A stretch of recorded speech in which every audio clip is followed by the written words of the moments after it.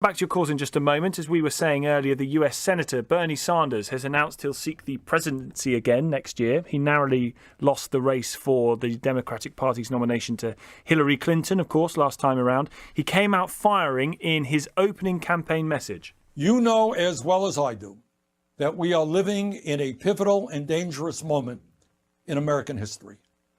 We are running against a president who is a pathological liar, a fraud, a racist, a sexist, a xenophobe, and someone who is undermining American democracy as he leads us in an authoritarian direction.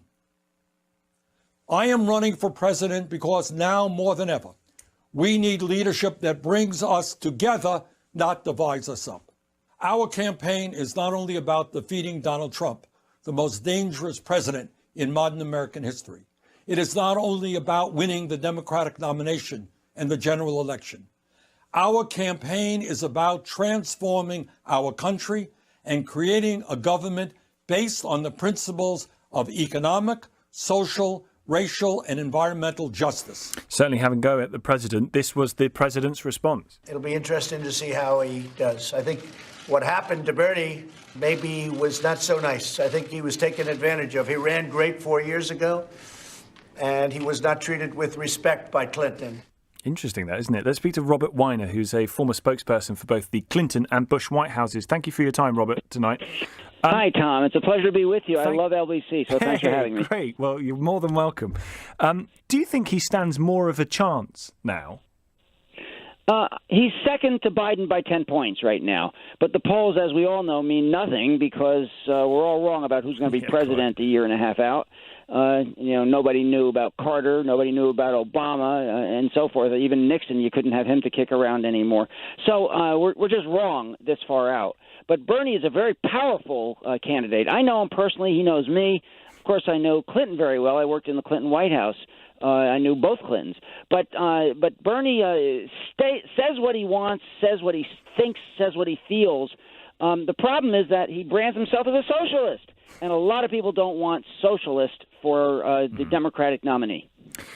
And the claim by President Trump that he was kind of dealt with very badly by Clintons or by the Democrat Party as a whole when he ran against Hillary Clinton for the nomination last time, do you think there's an element of truth in that? It's a bunch of hogwash, to be honest. I like Bernie. He ran a fantastic campaign, but he came in second. And the job of the Democratic leadership is to build the person who is the leader, and it was going to be, and it was Hillary Clinton all the way through it. And actually the one who hacked and went after Hillary's information, you may remember, was Bernie, not Hillary, and Bernie had to apologize. This thing had a two-way street. Yeah. What, do you expect them to say, make nice to each other? That doesn't happen in a campaign. It doesn't happen with the Clintons, certainly. I mean, it doesn't happen with anybody. Yeah. And especially this president who disses everybody regardless of the merits. And that's the issue. To your point, Trump went out and thought he had a lot of Bernie supporters. I don't think he's going to get them this time. What happened last time, and I wrote a piece in the Des Moines Register, the very important Iowa paper, saying that there will be no Comey vote this time. There will be, and that's what happened in the congressional elections. I made that point about the congressional elections. It's also true in the upcoming presidential election.